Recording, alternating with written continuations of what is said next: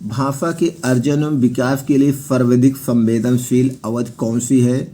ए जन्म पूर्व अवधि, 2 किशोरावस्था, तीसरा मध्य बाल्यावस्था, चौथा है प्रारंभिक बाल्यावस्था। करेक्ट आंसर क्या होगा? 4 प्रारंभिक बाल्यावस्था। नेक्स्ट क्वेश्चन, निम्नलिखित में से किस मनोवैज्ञानिक ने बच्चों को ज्ञान सक्रिय जिज्ञासु के रूप में देखते हुए उनके चिंतन पर सामाजिक एवं सांस्कृतिक विषय वस्तुओं के प्रभाव को महत्व दिया है? A John B Watson, B Lev Vygotsky, C Lawrence Kohlberg, D Jean पियाजे। तो करेक्ट आंसर क्या होगा? B Lev Vygotsky.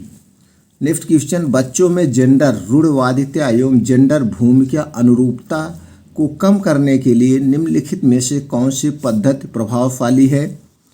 Question option a gender पृथक बैठने की व्यवस्था करना, बी जेंडर पृथक कोल समूह बनाना, सी जेंडर विशिष्ट भूमिकाओं को महत्व देना, डी जेंडर पक्षपात के बारे में परिचर्चा। तो करेक्ट आंसर डी होगा, जेंडर पक्षपात के बारे में परिचर्चा।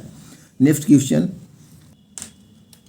कक्षा में परिचर्चा के दौरान एक शिक्षक प्रायः लड़कियों की तुलना में लड़कों पर अधिक ध्यान देता है, यह किसका उदाहरण है? ए जेंडर समरूपता, बी जेंडर पहचान, सी जेंडर समबद्धता, डी जेंडर पक्षपात। तो करेक्ट आंसर क्या होगा? डी जेंडर पक्षपात। बच्चों को संकेत देना तथा आवश्यकता पड़ने पर सहयोग प्रदान करना निम्नलिखित में से किसका उदाहरण है? पांड यानी ढांचा, बी अनुबंधन, सी प्रबलन और डी है मॉडलिंग। तो करेक्ट आंसर क्या होगा? ए पाड़ यानी ढांचा। बच्चों के संज्ञानात्मक विकास के संदर्भ में निम्नलिखित में से कौन सी पियाजे की संरचना नहीं है? ए प्रबलन, बी अवलोकन अधिगम, सी अनुबंधन और डी स्कीमा। तो करेक्ट आंसर डी स्कीमा। एक समावेशी कक्षा में एक शिक्षक को विशिष्ट शैक्षिक योजनाओं को ए तैयार करने के लिए हतोत्साहित होना चाहिए, बी तैयार नहीं करना चाहिए, सी कभी कभी तैयार करना चाहिए, डी सक्रिय रूप से तैयार करना चाहिए। करेक्ट आंसर क्या होगा? डी सक्रिय रूप से तैयार करना चाहिए। शिक्षा का अधिकार अधिनियम 2009 में उल्लेख की गई समावेशी शिक्षा की अवधारणा निम्नलिखित में से किस पर आधारित है? ए अधिकार आधारित मानवतावादी परिप्रेक्ष्य, बी व्यवहारवादी सिद्धांत, सी अशक्त बच्चों के प्रति एक सहानुभूतिक अभिवृत्ति, डी मुख्यतः व्यावसायिक शिक्षा उपलब्ध कराकर अशक्त बच्चों को मुख्य धारा में शामिल करना। तो करेक्ट आंसर क्या होगा? ए अधिकार आधारित मानवतावादी परिप्रेक्ष्य।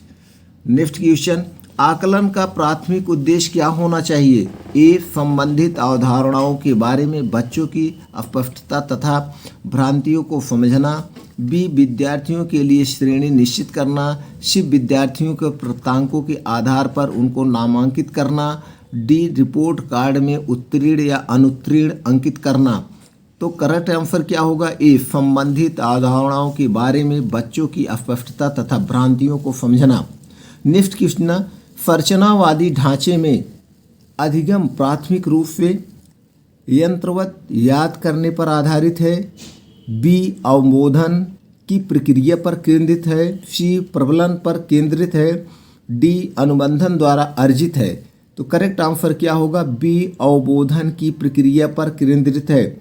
बाल केंद्रित शिक्षा शास्त्र की क्या विशेषता है? ए बच्चों के अनुभव को प्राथमिकता देना, बी केवल पाठ्य पुस्तकों पर निर्भर होना, सी यंत्रवत याद करना, डी योग्यता के आधार पर विद्यार्थियों को नामांकित करना तथा वर्गीकरण करना, ए बच्चों के अनुभव को प्रमुखता देना।